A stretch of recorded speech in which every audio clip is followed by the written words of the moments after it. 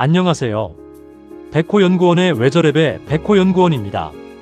이 채널은 사람과 조직의 이야기를 쉽고 재미있게 풀어보는 공간입니다. 우리는 매일 사람들과 함께 살아갑니다. 학교에서 친구를 만나고, 직장에서 동료와 일하고, 가족 안에서 역할을 맡고, 동아리나 모임에서 사람들과 어울립니다. 그런데 이상한 점이 있습니다. 사람들이 모이면 그냥 모여있는 것 같지만 어느 순간 그 안에 보이지 않는 질서가 생깁니다.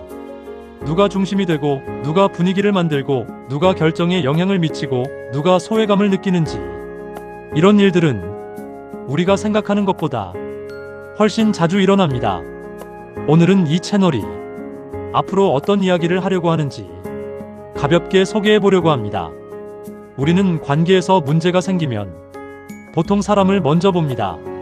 친구와 어색해지면 내가 뭘 잘못했나? 라고 생각합니다.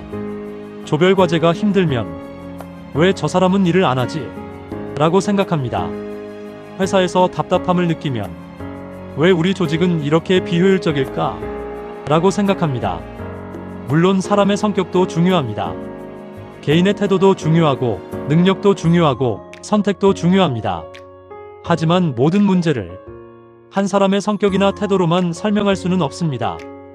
때로는 사람의 문제처럼 보이는 일이 사실은 조직의 구조에서 비롯되기도 합니다. 때로는 개인의 게으름처럼 보이는 일이 역할과 책임이 불분명한 상황에서 생기기도 합니다. 그래서 이 채널은 이런 질문에서 출발합니다. 이건 정말 사람의 문제일까? 아니면 사람들이 모인 구조와 관계의 문제일까? 제가 앞으로 다루려는 분야는 경영학의 인사조직 분야입니다.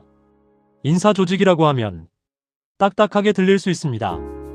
회사 인사팀, 채용, 평가, 승진, 노무관리 같은 단어가 먼저 떠오를 수 있습니다. 물론 그것도 인사조직의 중요한 부분입니다. 하지만 인사조직은 그보다 훨씬 넓은 분야입니다.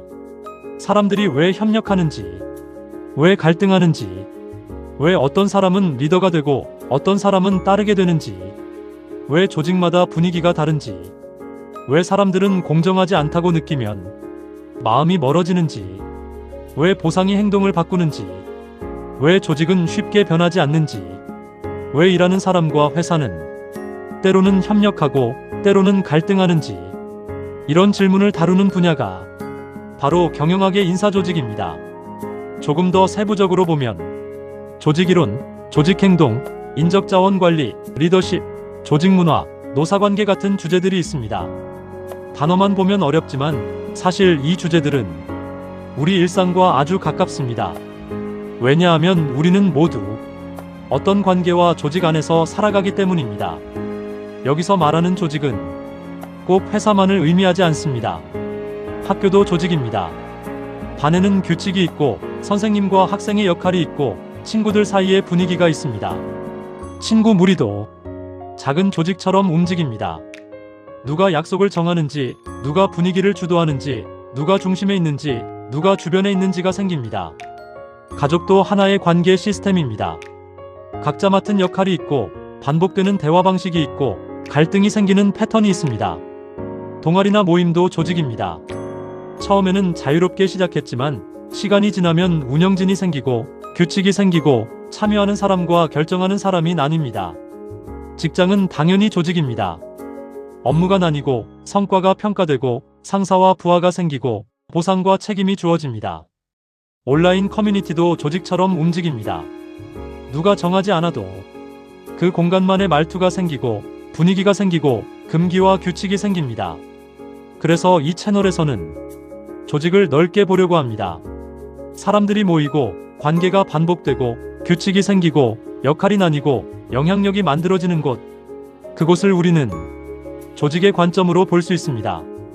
어려운 이론부터 설명하지 않고 먼저 익숙한 이야기에서 시작해 보려고 합니다. 그리고 그 안에 숨어있는 경영학 인사조직의 개념을 쉽게 연결해 보겠습니다. 이 채널은 단순히 지식을 설명하는 채널이 아닙니다.